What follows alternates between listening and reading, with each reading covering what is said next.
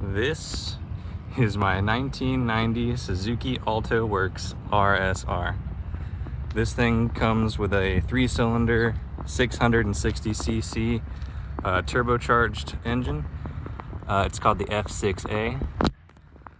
It makes about, well, stock it makes about 64 horsepower, or so I'm told. This one makes a little bit more, and I'll explain why in a minute. This model is an all-wheel drive. They come in front-wheel drive as well. Some people are crazy and drift these with rear-wheel drive swaps, which is pretty crazy. This is what they call a K car in Japan. I think it's the smallest class of car before, or the smallest class of car you can get on a highway before it's a motorcycle. These are Heihachi Techno racing wheels from, I think, between 1980 1983, something like that. They didn't come on the car I bought those. It's, believe it or not, this had 14-inch Volk TE37s on it when I bought it.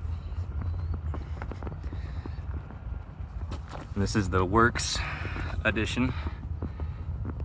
Twin cam, 12 intercooled or turbo Works. There's a lot of fun little branding on this car.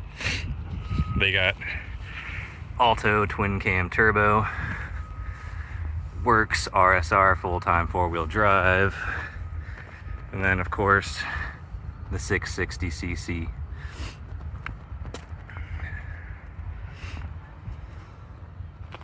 Right-hand drive. Obviously these were never sold in America. I think only for the Japanese market. The original steering wheel is pretty sweet. It has the same Works verbiage on it. Originally it was black. Someone painted it. Looked really gross. Polished it, made it look nice. These floor mats are from KC Technica, which is a tuning company in Japan. I got some, these came in the car. These are Blitz, vintage Blitz. I think you can still get these actually. Boost and coolant temperature. Got my road flare, which expired in 1993. Pretty decent seats. If you're going around a corner pretty quick, you kind of fall out, but that's all right.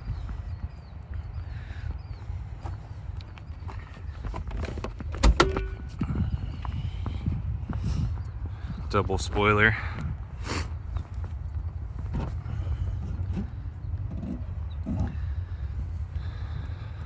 Pretty sizable back trunk. You can actually fit a lot in this car. It's pretty surprising, especially if you pop the seat down.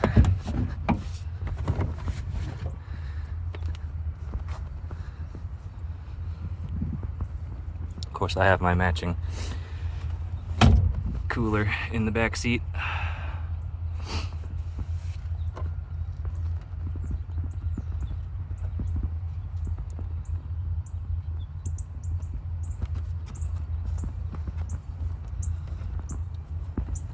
Move on to the engine now.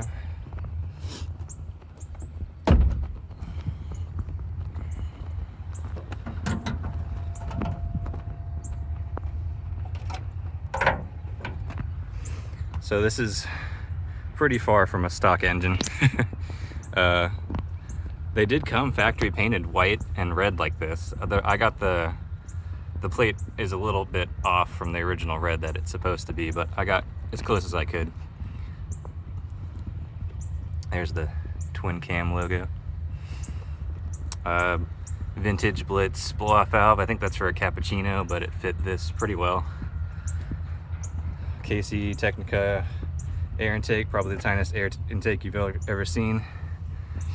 Got a custom catch can fabbed up for this. I just rebuilt the engine though, so that thing's been empty for forever. This is an intercooler off of a Jimny, so it's quite a bit bigger than the stock intercooler is, but it still lines up with the hood vent, so it's pretty functional. When I bought this car, the stock radiator was nasty, so Went ahead and replaced that.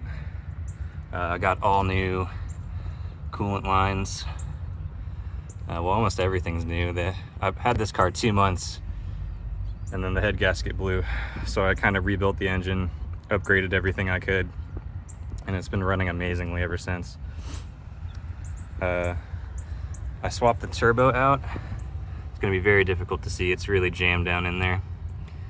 The original turbo is an IHI RHB 31FW, I think. It's good for about 1 bar. I might be wrong about that.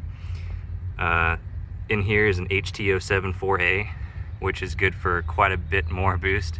It's got a bigger inlet and outlet, just bigger turbine housing. It takes a little longer to spool up, but when the boost hits, it hits pretty hard.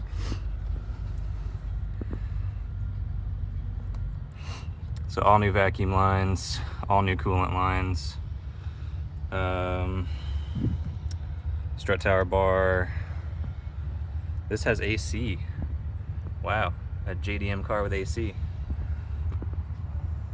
Enigma coatings out here in Leander, painted my exhaust manifold. Made a pretty good difference keeping the heat level down. This thing gets a lot of heat soak being such a small engine.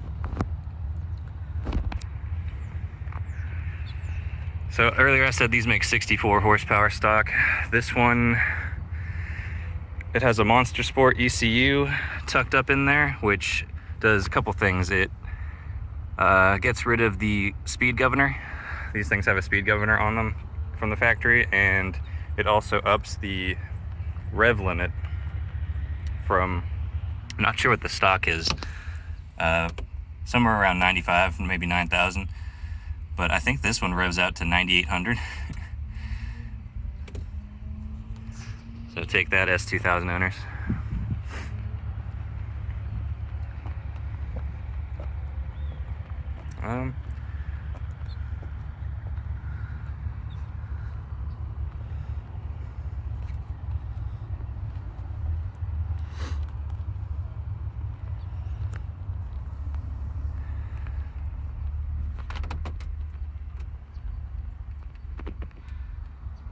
That's for you, David.